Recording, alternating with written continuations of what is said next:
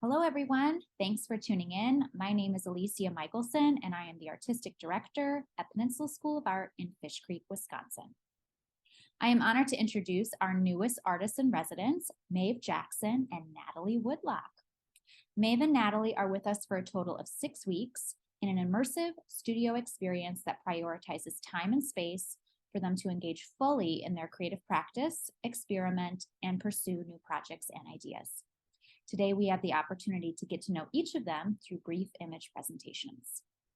First, we'll hear from Maeve. Maeve is a Milwaukee-based artist with a nomadic sensibility. As she travels, her making space shifts based on where she resides. Maeve is resistant to being limited to any single medium, though she prefers working with the platforms of video, photography, and site-specific installations. Her work has been shown in numerous group exhibitions in Milwaukee, as well as Brooklyn, New York, Greensboro College, North Carolina, Chicago, Illinois, Barcelona, Spain, and Southern Austria. She has been featured in exhibitions at John Michael Kohler Art Center, the once Dean Jensen Gallery, Var Gallery, and St. Kate the Arts Hotel, with solo exhibitions at the Alice Wilds and Lawrence University's Riston Art Galleries. Maeve has attended artist in residence programs at Hotel Popek in Southern Austria in 2016 and 2019, and Cowhouse Studios Open Residency Program in Wexford, Ireland in 2019. Her film, The Beautiful, screened across the United States after its 2017 premiere. Maeve is currently working on her next film, a non-traditional documentary about her family's farmland. Take it away, Maeve. Hello, everyone. Today I'm starting with an image. I like to say that I'm an image-based artist, whether that's still images and motion image. So today I'm going to sort of focus on this idea of how I sort of move between all the different mediums in my art practice. So with this image, it's an image of laundry. I wanted to focus on how I utilize these different mediums around one subject. And today it'll be around my sort of long-term project of laundry. So in 2019, I went to this residency program in Ireland, and I wanted to challenge myself while I was there, and they had a dark room.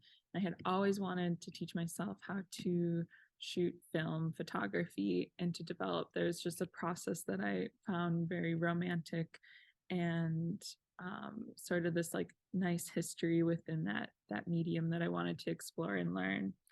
So instead of shooting everything digital while I was there, I wanted to shoot primarily on film. And at that time in my practice, I was really feeling like I was getting a lot of mental blockage from just over analyzing all of my digital work.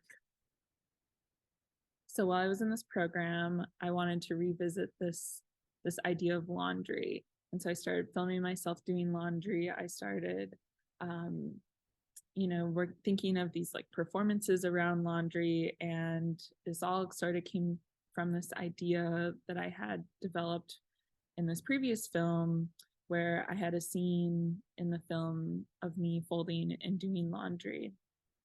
And so I wanted to further explore this action of laundry and movement and sort of find these like poetic nuances within this action that we all do, and we do it, weekly, monthly. We all know what it means to do laundry. So that film I completed, but I wasn't quite sure where it was going to go. Like I had kind of started the project while I was in Ireland, and then upon coming home, COVID happened. But then towards the end, in sort of the later 2020, 2021, I had an opportunity to really push this idea of laundry within an installation setting. So I was invited to exhibit at this arts hotel in Milwaukee called the St. Kate's.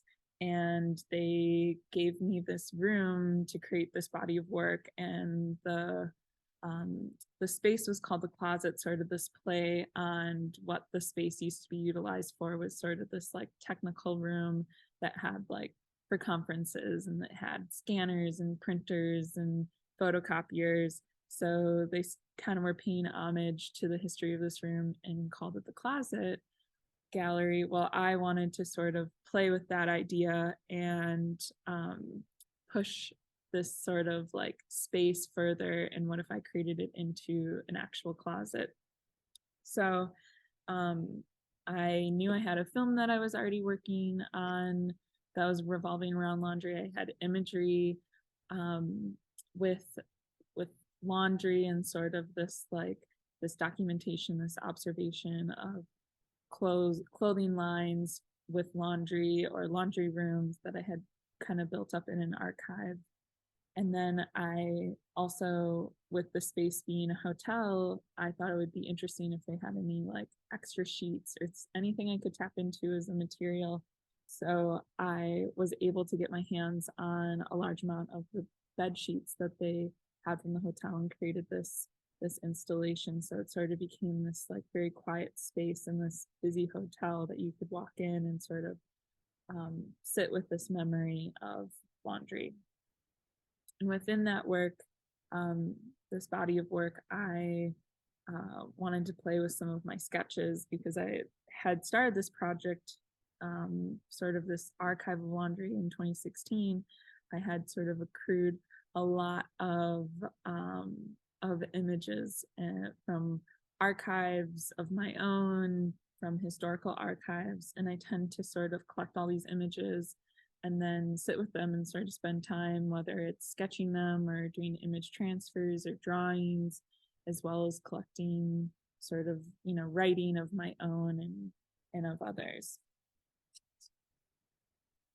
Through just sort of this collection of images that I had from my sketchbook, I wanted to display those as sort of these like beginning thoughts of this project and sort of that like research stage of my practice. So I included these image transfer pieces where I found images of my own and images from public sources with local archives, all based around laundry, and then included my own thoughts and reflections upon that process. And sort of a backstory of one of the images, the image that you see on your left is actually the laundry room in which this beginning of this idea of laundry really started to connect with me as this idea that it is something that everyone does in every country, in every space of the world, is we all, are washing our linens and washing our clothes and sort of this like ritual practice. And there was this moment that I was doing the laundry and I realized that I had a language barrier because I couldn't fully understand the German, like the German that was on the washer of what I had to look up, like what certain words meant of like pre-soak and wash and double spin and all these things. I kind of found this sort of sense of humor with my struggle of doing laundry, which for me at home was at such ease of working with the dials on the washer. But when I was in another country, I was completely thrown for a loop. And so this idea of wanting to continue this project, even though I was done with the film, done with the installation at the hotel, and I still had this like large amount of images, I decided that I was going to start this year a laundry archive. So this is a project that I'm currently working on. It is a collection of images that are of my own, and then also people have begun to submit images and give me some of their images of just random photographs that they have had in their family of just them doing laundry, or of just those like pictures from your film cameras where you have 2 shots left in the roll and you just want to finish it. And so sometimes people would go out in their yards and just photograph the laundry on the lines. So I find this sort of like beauty and this idea that people are just like going out and sort of capturing the imagery of all their own clothing. And there's a lot of poetics in that. I think it's a really vulnerable space to hang your clothing out on the line. And I just think there's this really like visceral experience we all know from just watching the wind blow through our clothing as it's outside. So this is a project that it's open to anyone to submit. You can send your images to me via email, or some people have just handed over the photographs and I scan them and put them into the archive. And so this idea of collecting images is something that's really much a part of my work. And this body of work, it's called When Bees Leave the Hive. So it's a series of images of women from Austria, from Ireland, from the Midwest, all sort of standing within a landscape. And in this series, I wanted to challenge sort of the societal gender roles and question the female identity in sort of an unpredictable way by depicting them not just cooking and cleaning, but in the landscape that they take care of and inhabit, and sort of show that complex relationship between us and the land that we take care of. So within this image, you see just different uses of cameras as well. I didn't just stay to shooting in digital. This was digital 35mm images transferred into a digital format and all shot in a very like observational way. But yet I think there's sort of this like power within each figure in the images. My favorite, I'd say, is this one. And so this is an image that I really think asks many questions. It's, what is the role of the female in any given space and what defines landscape? So this image, I think, really holds true to sort of this idea of this like exploration of land, of women being in space, holding space, as well as sort of this like question of like what is landscape. And this image, I think, even speaks more to that. I think just like I really want to push the idea of composition and scale and how we can sort of place ourselves in the camera with the subject matter around us. So this is also my first image that I did shoot on 35mm, which if you're familiar with the process, it's not easy. So I feel really proud of this image. It's one of my favorites. It was the first image that I developed in the darkroom, so it really holds a special meaning to me. But then it also depicts sort of this woman, Lisa, who I ended up becoming really good friends with. She was a fellow artist at the residency in Ireland. And, it just sort of depicts this ease that she had of just sort of moving through the space. And so not just images, I think about, how these images hold in the space of a gallery. So I was really interested in creating these frames that held the images from the series When the Bees Leave the Hive in these frames that sort of hold reference to the slides that you see in bee boxes, so the portable beehives. I really wanted this idea of this like ability to sort of move through space, this ability to for the frames to sort of function in a way that they could be stored, they could be hung easily on the wall. I really wanted that interaction between me and the works as an artist to speak to the form of the artwork. But then also there's sort of a personal meaning to these, these beehive boxes holds these colonies of honeybees. And so I was really interested in this idea that of honeybees and how they sort of move through nature. And I really resonate with that within my own art practice. So I see myself as a honeybee, and as honeybees, we have our colonies, but then at a certain point, the honeybees leave the colonies and go out and collect information, and they go out and they move through the landscape and then bring that information back to their colony and share that, and they sort of grow stronger in that way. And I see that as my role within my art practice. As I'm a honeybee and I go out I take photographs, I collect information, and I bring it back to my communities to grow stronger. I have been working on an experimental documentary about a farmer diagnosed with Parkinson's disease and how the farmland deteriorated as his illness progressed, started revealing this relationship and connection we have to the land that we take care of. And this is a project about my own family, about my this farm that I spent my whole childhood at, and sort of this observation of watching the farm sort of blend back into the landscape and back into the nature. So I'm excited to spend time working on this project while I'm here, and hope to share it with everyone when it's done. Thank you. We also have Natalie Woodlock in residence. Natalie is a printmaker and artist currently based in Philadelphia.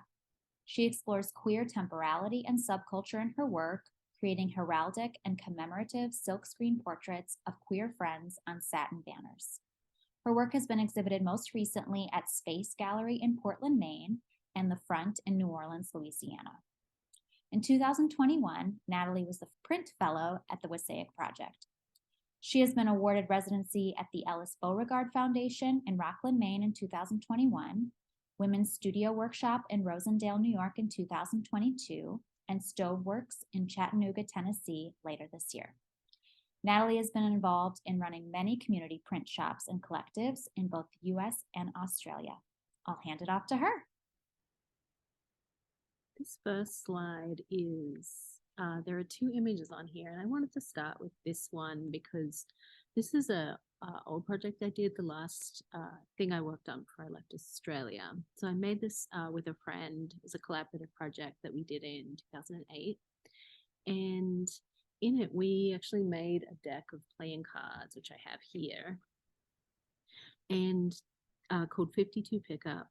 And this was a truck stop themed deck of playing cards that largely drew from Sydney's like extensive queer and punk communities. And we asked everybody to propose a truck stop themed kind of idea. And we made this cardboard diner that you can see in the background, with little stencil flowers and a cardboard jukebox that's slightly hiding in the right photo. But this kind of, I make a lot of projects sort of working with queer community and using different people who are part of those communities in the work. And so this is an example of that. And you can see that the people on the right have also like made these really elaborate costumes that are also out of paper to fit into the kind of cardboard diner idea. And so these were sort of envisioned as pin-ups as well, like a pin-up deck. And they were like, they're like regular kind of playing card size. And we made an edition of 2,000 of these. But it was a very fun project, and we did like a big launch, and we did it in Sydney, I should have said, and we were drawing on kind of Sydney has a really extensive like queer community and big queer underground performance community as well. And the next slide, this is a series of banners I started drawing probably in 2017. And these works are from 2018. So these, I started drawing these new portraits of friends of mine. I lived in New Orleans from 2008 to 2020. And there's a really kind of extensive queer punk kind of community there. And I would photograph friends in a studio and then do these drawings later from photographs, and then divide them into sort of 4 colors and screen print them on satin. So they're decorative. They have this fringe and trim in this kind of sheeny surface for the matte silkscreen ink to sit on. And this series is really sort of about commemorating and celebrating a community of people that as queer people were, have been historically marginalized, but also a very specific community in the sense that people are kind of coming from radical political viewpoints, from DIY and punk culture, and sort of influenced by the hedonism of gay party culture as well. So there were eight banners in that series, or 10, I think, actually, in that series, and they were sort of pinned to the wall. And this is the work I've been making recently. This is a banner from last year. It's another portrait, so I'm sort of continuing this series. And instead of pinning them on the wall, in this case, I'm sort of hanging them in the space. Makes them kind of more dynamic. They're kind of more sculptural objects now, and you can walk around them actually, because now they're sort of two-sided, and they're kind of draped over this brass rod, and looped to it with ribbon, and have these kind of glass beads and witch fingers on the sides, and more sort of decorative elements. And this one is from 2022.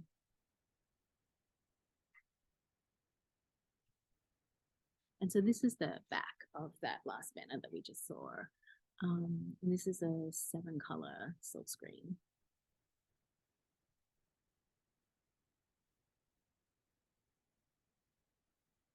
This is another banner in that same series. And these are exhibited at Space in Portland. They have a window box gallery.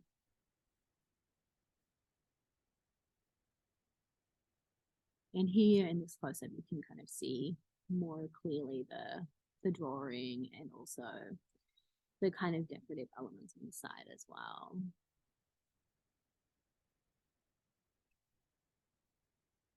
Yeah, so this is a picture of the window box where these were installed. And the gallery kind of did let people into there actually, because it's quite a tall space, and you can walk inside and see the backs of the banners as well. And so these were visible from the street also.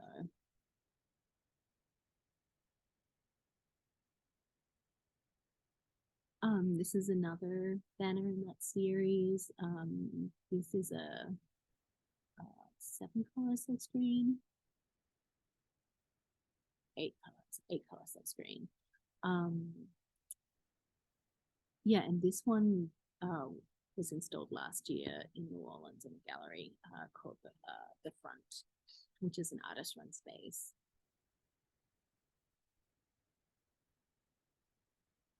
And I should say these are round. So this banner is 35 by 38 inches, I believe. And that doesn't count the chain up there as well, which just differs according to how high the ceiling is. So this is another project I've been working on for a while, and I'm actually working on it here as well. So I organized a screening of Brokeback Mountain at like at a library, a sort of library bookshop in New Orleans, and invited people to come to the screening. And at the screening, I gave out handkerchiefs to each person that came for their tears. And after the screening, which you see on the right, I asked everyone to write down the scenes that made them cry in the film. And so these are like 4 notes from the screening of people that wrote down what scenes made them cry. And I'm currently making an artist book. That's a 30-page artist book that has all of the 7 scenes that people cried in during the film, and and a lot of kind of flora from Wyoming where the film was set. And in the last slide, I have 2 kind of examples of pages from the book, of 2 facing pages. So this is kind of the setup from the book. There's a short description of the scene and then an illustration of that scene as well. And this project is, it's sort of investigating like queer representation within popular culture, as well as the sort of role of the kind of tearjerker to invoke empathy, sympathy, catharsis, release, all of these kind of emotions that are also associated with, tears and crying. And yeah, it's really kind of an active sentimental collaboration between myself as the artist and everyone who was in the audience of that screening. And the sort of artist book is an attempt to kind of preserve the kind of circle of sympathy that was created at that film screening. And these illustrations are, I have a couple more of them here, but they're cut with ruby-lit stencils, so it's a specific kind of printmaking process, or silkscreen process, I should say. And yeah, where I'm cutting away this red material and making these stencils and then creating the imagery by overlaying 2 of these stencils. And the parts where it overlays, I get that third color as well. So yeah, while I'm here, I'll be working on that book and finishing the silkscreen section of it up. Yeah, thank you so much for listening. Thank you so much, Natalie. It was a pleasure to hear from both of our artists today. Toward the end of their residency, we will be hosting an in-person end of session studio tour. If any of you tuning in are in the area, I hope you will join us and see what Maeve and Natalie have been working on during their time with us. In the meantime, please follow us on social media for more behind the scenes updates. Thanks so much.